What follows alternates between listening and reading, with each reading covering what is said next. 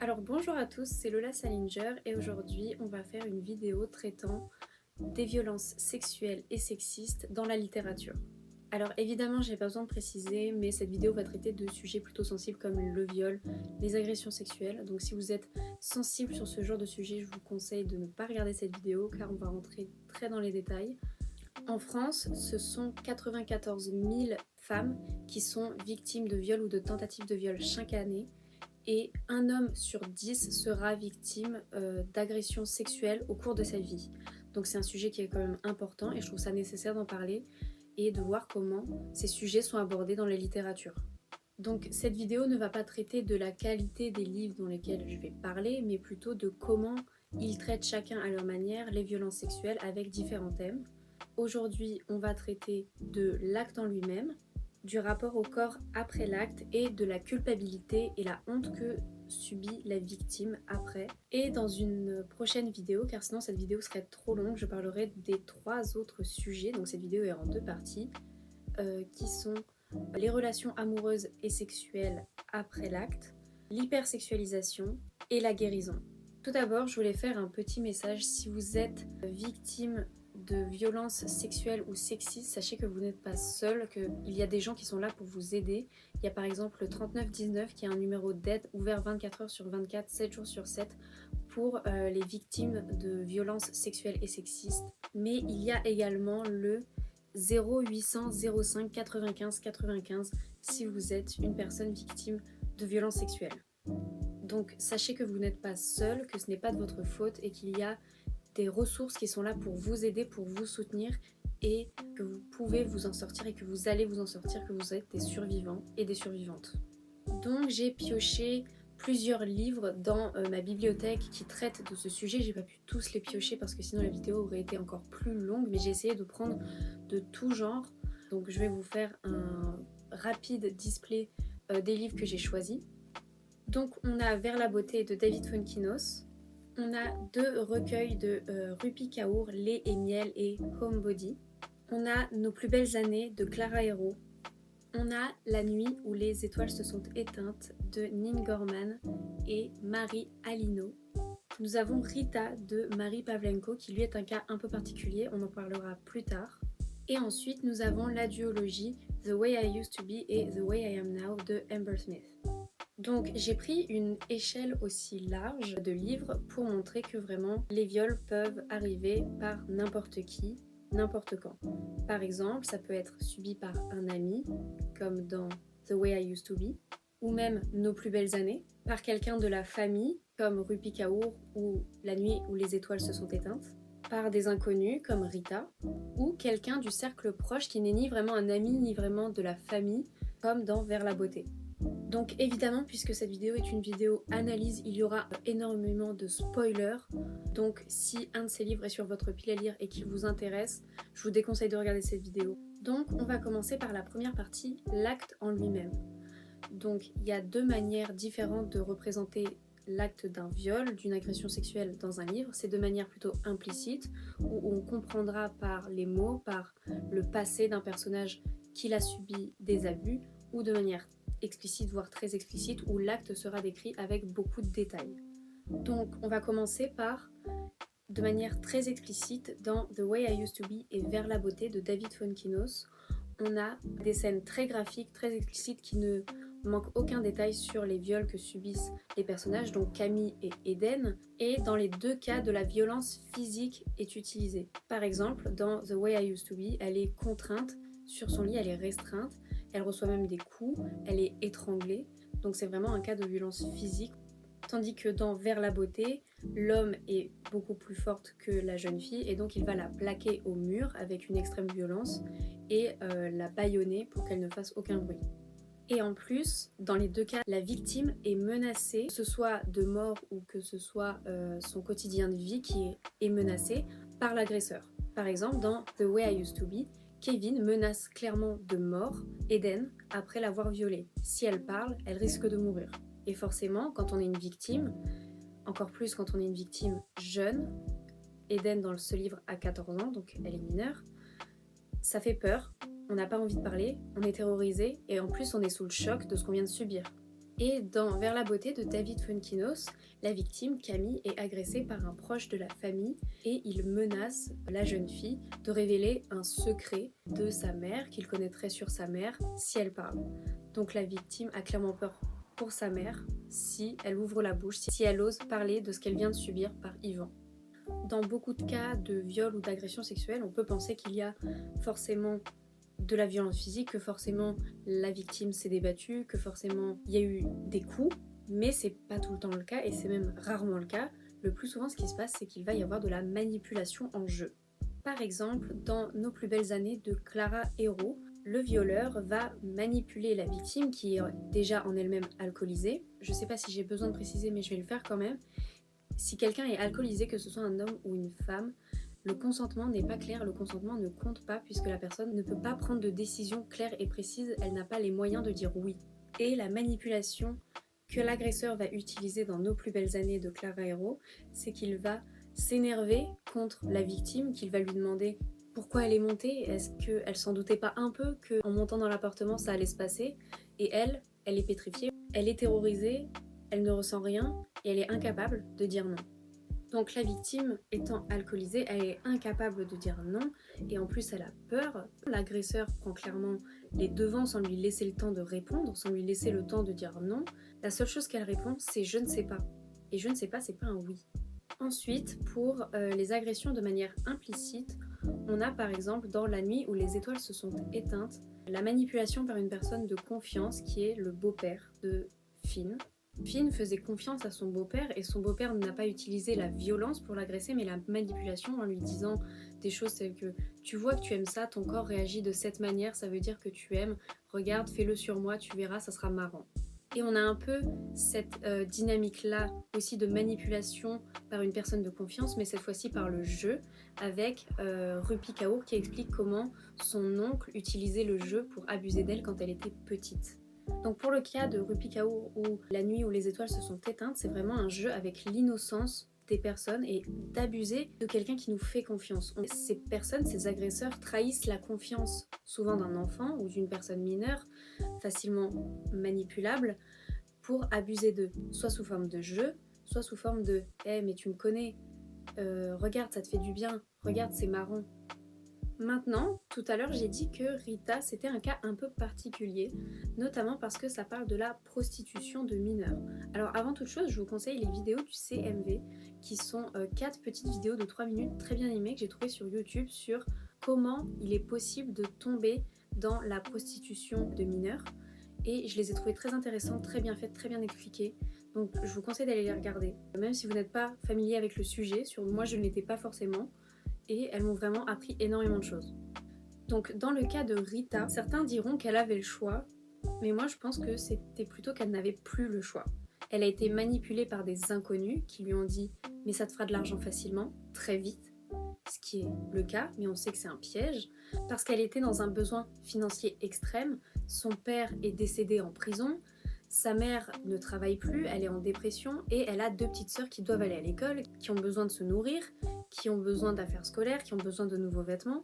Donc c'était vraiment une urgence. Et dans ce cas-là, elle n'avait plus le choix. Personne ne voulait d'elle dans les petits commerces parce qu'elle était mineure, elle avait 16 ans, elle n'avait pas d'expérience, personne ne voulait la prendre. Et le seul endroit qui la prenait, c'était quelqu'un qui voulait abuser d'elle. Donc maintenant, on va passer à la deuxième partie, le rapport au corps et à ses sentiments après l'acte. Donc, premièrement, on a le dégoût. Que ce soit le dégoût de son propre corps, comme dans The Way I Used to Be, où elle déteste tellement son corps qu'elle va le changer, elle va enlever ses lunettes pour mettre des lentilles, elle va changer sa coupe de cheveux, elle va changer ses vêtements, parce qu'elle ne supporte plus le corps dans lequel elle était. Elle ne supporte plus le surnom qu'on lui a donné toute son enfance, qui était Eddie. Elle veut maintenant qu'on l'appelle Eden. Elle arrête aussi la clarinette, qui était sa passion jusqu'à maintenant, parce que ça lui rappelle qu'avant, ce qui s'est passé, elle jouait de la clarinette dans un orchestre. Et que maintenant, elle n'est plus la même. Elle n'est plus Eddie, elle est devenue Eden, celle qui a été abusée. Et elle va partir dans une boucle d'autodestruction. C'est-à-dire qu'elle va commencer à boire, à fumer, à avoir beaucoup de relations sexuelles. Ça, j'y reviendrai dans la deuxième vidéo, notamment sur la partie sur l'hypersexualité. Elle prend de la drogue et elle s'isole socialement. Elle se sépare de tous ses amis avec qui elle l'était pour finalement rester seule. Pareil, elle a du dégoût pour le lit où elle dormait parce que c'est là où le viol s'est passé. Elle prend un sac de couchage qu'elle met par terre et elle y dort pendant plusieurs années. Elle dormira par terre dans un sac de couchage parce que dormir dans ce lit la dégoûte profondément et lui fait peur. Après, on peut avoir du dégoût pour ce qui a touché son corps, par exemple dans la nuit où les étoiles se sont éteintes, lorsque Finn essaye de se faire du bien à lui-même tout seul, les souvenirs reviennent, les souvenirs de cet homme qui a touché son corps contre son gré reviennent, et ça le dégoûte, ça le coupe directement dans ce qu'il était en train de faire, dans ce qui lui faisait du bien, et il n'y arrive plus. Ça le dégoûte, ça lui donne la nausée physiquement.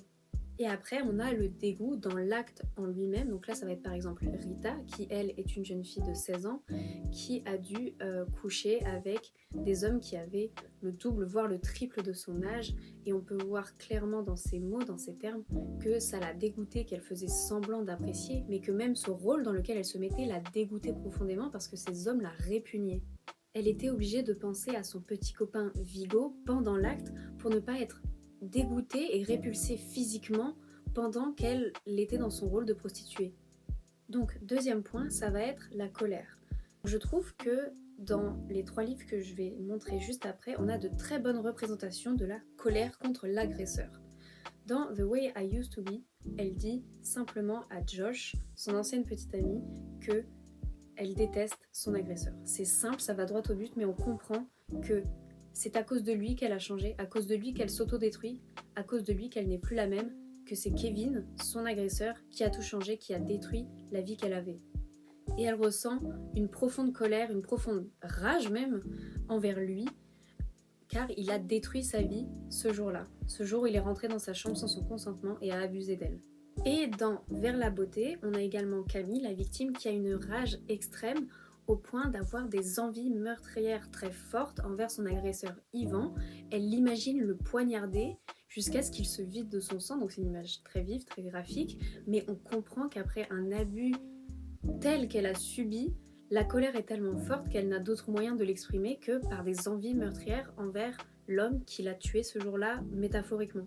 Ensuite, on a 2 autres types de colère, notamment dans Rita. Rita, donc celle qui s'est prostituée à cause de ses graves problèmes financiers, qui a une colère contre l'État, qui a un sentiment d'injustice immense, car effectivement, dans les stéréotypes, les prostituées, elles l'ont bien choisi.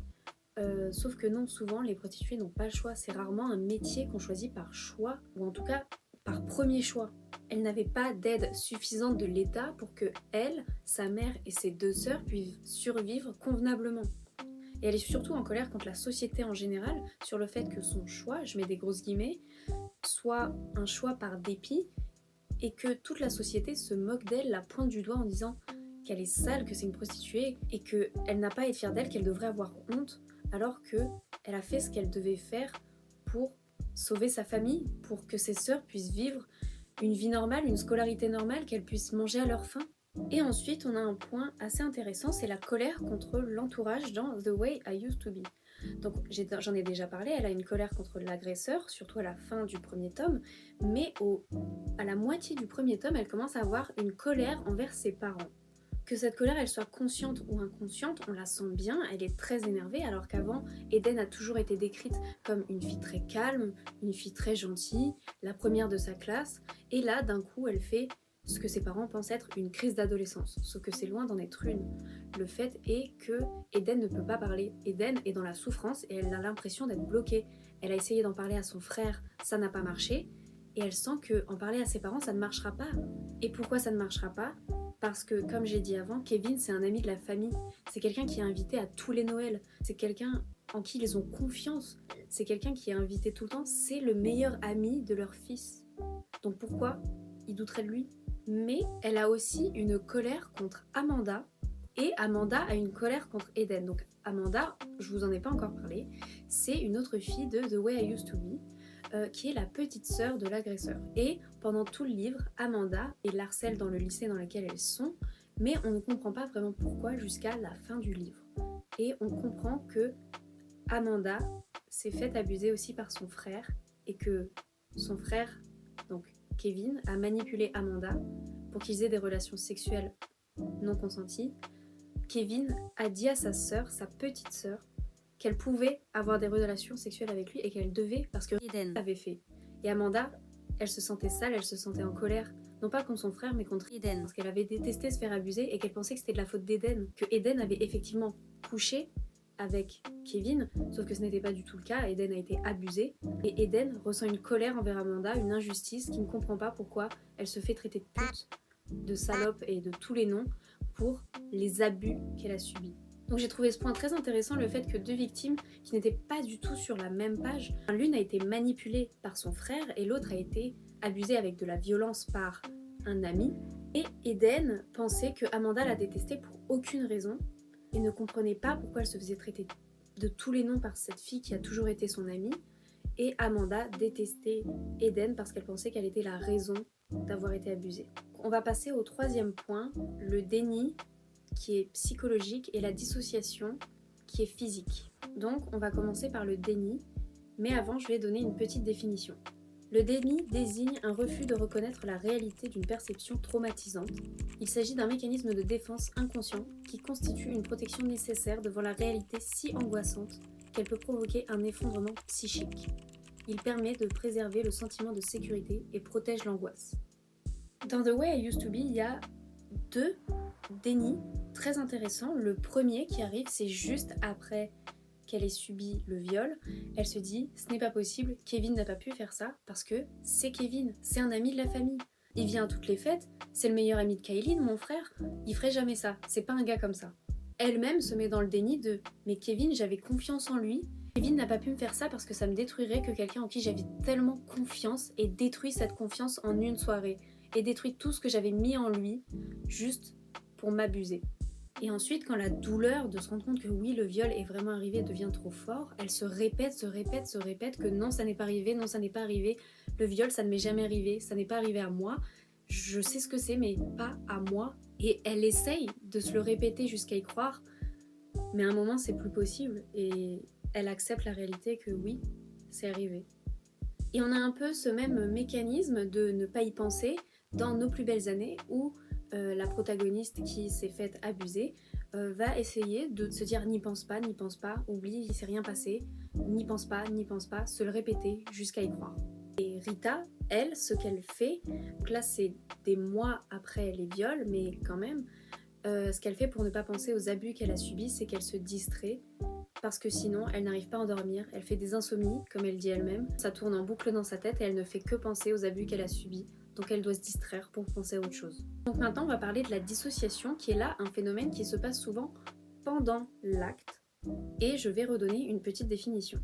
La dissociation est une séparation fonctionnelle entre des éléments psychiques ou mentaux qui sont habituellement réunis. Ainsi, la prise en compte de la réalité du vécu est inhibée, pensée, jugement, sentiment, de façon temporaire ou durable pour supporter un traumatisme psychique. C'est une manière un peu compliquée de dire qu'on a l'impression d'être hors de son corps, hors de sa pensée, qu'on n'est plus dans le moment présent, qu'on n'est plus là en fait. Il faut savoir que c'est quelque chose qui arrive énormément aux personnes victimes de viol. Il y a souvent donc dans cette culture du viol qui entoure notre société la question de mais pourquoi elle s'est pas débattue, pourquoi il l'a pas crié, pourquoi il l'a pas mordu, pourquoi elle l'a pas frappé. Mais parce que parfois en fait on est terrorisé ou on dissocie. Et quand on dissocie, c'est comme si on n'était plus là, notre corps, notre mental essaye de nous protéger d'un traumatisme qui est trop grand pour nous, et c'est comme si on n'était plus dans notre corps. La dissociation de Rita est un peu particulière parce qu'elle n'est pas vraiment inconsciente, c'est plus dans le sens où elle va se mettre dans un rôle. Quand elle sera la prostituée, elle ne sera plus Rita, elle sera Jade.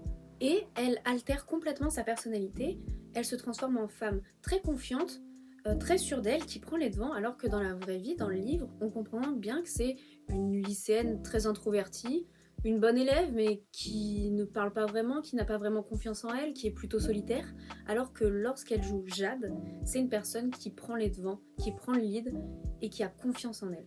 Comme si elle jouait un rôle, comme si ça devenait une actrice qui rentrait sur scène.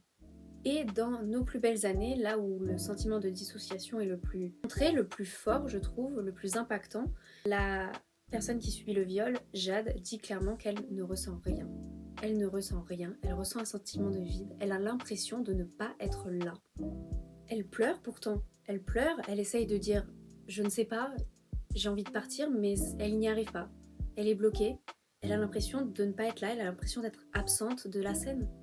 Et le quatrième point qui est dans cette partie 2, donc les sentiments et le ressenti par rapport au corps après l'acte, on a la douleur, qu'elle soit physique ou psychologique. Dans Vers la beauté et nos plus belles années, on a vraiment un ressenti physique puisque les protagonistes, Camille et Jade, tombent malades. Elles ont de la fièvre, leurs proches, que ce soit leurs amis ou leurs parents, pensent qu'elles ont attrapé la grippe soudainement, elles n'arrivent plus à bouger, elles ont une douleur dans le corps, elles ont l'impression d'être vraiment tombées malades. C'est une réaction du corps qui réagit après avoir été pénétré sans permission. Et dans Nos plus belles années, elle a vraiment des douleurs musculaires dans le corps alors qu'elle le dit elle-même, son agresseur n'a pas utilisé de violence, elle ne dit pas qu'il a été doux, mais il n'a pas été très violent et donc elle ne comprend pas d'où ces douleurs sortent. Elles sortent un peu de nulle part comme si son corps réagissait, essayait de sonner la sonnette d'alarme pour lui dire ce qui s'est passé c'était pas normal, tu n'as pas aimé. Et dans Nos plus belles années maintenant et The Way I Used to Be, les deux protagonistes, à un moment ou à un autre du roman, auront cette impression de mourir. Elles sont vivantes, tout va bien, mais elles auront l'impression de mourir de l'intérieur, comme si ce qu'elles avaient subi était trop pour elles et qu'elles se sentaient partir. Ensuite, on a des douleurs plus psychiques, notamment dans Rita et The Way I Am Now, qui vont avoir du stress post-traumatique, que ce soit exprimé par des crises d'angoisse qui vont devoir être réglées avec des médicaments et de la thérapie, ou des cauchemars. Des cauchemars sur les mots, les actes, les personnes qui ont été là pendant ces actes et qu'elle n'arrive pas à oublier malgré tout. Elle revit sans cesse ses abus. Et le symptôme du traumatisme, c'est la reviviscence de l'acte, que ce soit un traumatisme sexuel ou non, mais dans les traumatismes sexuels notamment, la reviviscence de l'acte est omniprésente. Donc maintenant, on va passer à la partie 3 de cette vidéo, la culpabilité et la honte que ressentent les victimes. Donc, dans la nuit où les étoiles se sont éteintes, il ressent une culpabilité immense. Il a l'impression que les agressions qu'il a subies, c'était de sa faute. Et surtout, il ressent une culpabilité envers sa mère parce qu'il n'en parlait pas, parce qu'il avait peur qu'elle-même se sente coupable d'être une mauvaise mère alors qu'elle était une très bonne mère pour lui. Et c'est pour ça qu'il a préféré garder le silence et pour ça il se sent coupable. On n'a pas plus de détails sur pourquoi Finn a l'impression que c'était de sa faute, mais c'est aussi un mécanisme qui arrive souvent dans les victimes d'abus sexuels ou de viol, c'est que la victime va se sentir coupable. C'est ce qu'on appelle la culpabilité paradoxale ou la culpabilité de l'innocent. Et donc c'est un mécanisme fréquent qui arrive chez les personnes qui ont subi des menaces ou des violences sexuelles telles que le viol ou les agressions comme dans les cas ici présents. Et Finn n'y échappe pas. De la même manière, dans Vers la beauté, on a cette culpabilité paradoxale où elle se demande mais c'est de ma faute, pourquoi est-ce que j'ai porté une jupe ce jour-là, pourquoi est-ce que je ne l'ai pas vu venir. Encore une fois, on a encore cette culpabilité paradoxale dans The Way I Used to Be. Cette fois, elle se demande pourquoi est-ce que je n'ai pas verrouillé ma porte, pourquoi ci, pourquoi ça, pourquoi est-ce que je n'ai pas entendu qu'il est rentré dans ma chambre, pourquoi est-ce que je ne l'ai pas frappé quand il était sur moi, pourquoi est-ce que je ne me suis pas débattue plus, alors que elle n'aurait rien pu faire d'autre. Et même si elle ne l'a pas fait, ça ne fait pas d'elle une coupable. Certainement pas, elle reste victime de la situation. Eden va se dénigrer en disant que l'Eden qu'elle était au moment de l'agression était une idiote, qu'elle était bête, qu'elle était naïve, qu'elle était immature, et c'est comme si elle se rejetait encore une fois la faute sur elle-même, comme si l'Eden de 14 ans était responsable de ce qu'elle avait subi. Rita, elle, ressent de la culpabilité par rapport à son petit ami, car oui, au moment où elle se prostituait, elle avait un petit ami qui n'était absolument pas au courant, et elle se dit que c'est normal si son petit ami la déteste pour ce qu'elle a fait, alors que tout ce qu'elle a fait c'est essayer de survivre, mais que c'est normal si il se sentirait trahi pour ce qu'elle a fait. Dans Nos plus belles années, la victime culpabilise car elle n'a pas dit non. Mais je tiens à préciser que de 1, elle était alcoolisée, et de 2, elle n'a pas dit oui. Elle a dit je ne sais pas. Et donc, petit point, mais si la personne ne répond pas, dit je ne sais pas, dit non, ce débat n'est pas consciente, dort, et sous l'influence de drogue, c'est non. Il n'y a pas de question à se poser. C'est non. Ensuite, toujours dans Nos plus belles années, Jade s'en veut car l'agresseur est le petit copain de sa meilleure amie, Ambre. Maintenant, on a un cas assez particulier, le cas de Rupi Kaur. Donc elle se demande si elle n'a pas des péchés dont elle ne se souvient pas, qui ferait que maintenant elle paye pour ça avec les agressions qu'elle subit, alors qu'aucun péché ne mérite de subir un viol. Donc elle se remet en question comme si elle avait sa part à jouer là-dedans, alors qu'elle n'était qu'une enfant, et même si elle avait été adulte, ça n'aurait rien changé. Et ensuite, il y a un point qui est très intéressant qu'elle mentionne dans l'un de ses poèmes, c'est les orgasmes involontaires. Donc elle les a subis pendant l'enfance, mais je vais faire un petit point quand même sur les orgasmes involontaires parce que je trouve que c'est un sujet assez tabou, on n'en parle pas assez, certains ne savent même pas du tout ce que c'est, mais c'est très important. Durant un viol ou un abus sexuel, il est possible que la personne, que ce soit un homme ou une femme, ait une réaction biologique, physique, d'excitation. Par exemple, le pénis se met en érection ou la femme mouille. Mais ça ne veut pas dire qu'elle ressent de l'excitation physiquement. C'est un mécanisme de défense du corps pour rendre l'agression moins violente et moins traumatisante entre grosses guillemets. Mais beaucoup de victimes culpabilisent par rapport à ça en se disant « Ah mais ça veut dire que j'ai dû aimer ça, ça veut dire que en fait je suis sale parce que mon pénis était en érection ou parce que j'étais mouillée ou parce que j'ai eu un orgasme involontaire. » Mais justement, non. C'est une réaction du corps pour se protéger de l'agresseur en face. Ça n'en reste pas moins un viol, mais cette idée d'orgasme involontaire rajoute encore plus de culpabilité aux victimes parce qu'on n'en parle pas, parce que certaines personnes vont dire « Ah mais ça veut dire qu'il ou elle a aimé le moment ». Pas du tout, ça n'a rien à voir, c'est une réaction biologique, physiologique. Enfin, ensuite, Rita a honte par rapport à ses amis et à son petit ami, mais cette fois elle a honte par rapport à son corps, par rapport aux actes qu'elle a fait. Elle se dit qu'ils vont la juger, la mépriser, la détester et que rien ne serait pire que leur mépris à ses yeux, tellement il compte pour elle. Ensuite, dans The Way I Used to Be, on a de la culpabilité qui est exprimée, mais pas par rapport à l'acte subi, mais à la fin, Kevin est arrêté parce qu'il a violé son ancienne petite amie et Eden est interrogée et elle raconte tout ce qu'elle a subi et elle demande à la policière est-ce que si elle avait parlé plus tôt, les autres victimes n'auraient pas existé, et d'un coup elle se sent coupable comme si c'était son rôle d'avoir dû protéger les autres victimes, comme si elle avait dû faire bouclier pour ces autres victimes alors que malheureusement déjà elle avait peur, elle a été menacée. Et parler de ça, c'est pas facile, surtout quand on a 14 ans, que c'est quelqu'un qu'on connaît, quelqu'un qu'on apprécie avant, quelqu'un que notre famille apprécie, et ce n'est certainement pas de la faute de la victime si elle n'a pas parlé plus tôt. Et elle n'est surtout pas responsable de ce que les autres victimes ont subi après. Donc voilà, c'est la fin de cette première partie de vidéo sur les VSS dans la littérature. Il va y avoir une deuxième partie qui devrait arriver bientôt, j'espère, une fois que j'aurai écrit le script. Mais je sais déjà comment ça va se passer, de quoi on va parler comme j'en ai parlé un peu en début de vidéo. Donc j'espère que cette vidéo vous aura plu, vous aura apporté peut-être des choses que vous ne saviez pas, vous aura peut-être éduqué sur certains sujets que vous ne connaissiez pas. Et surtout, encore une fois, si vous avez besoin d'aide, n'hésitez pas à demander de l'aide. Vraiment, les gens sont là pour vous, ça ne fait pas de vous quelqu'un de faible. Si vous en avez besoin, vraiment n'hésitez pas, les numéros sont dans la description et en début de vidéo. Donc maintenant je vous dis à une prochaine fois, bye!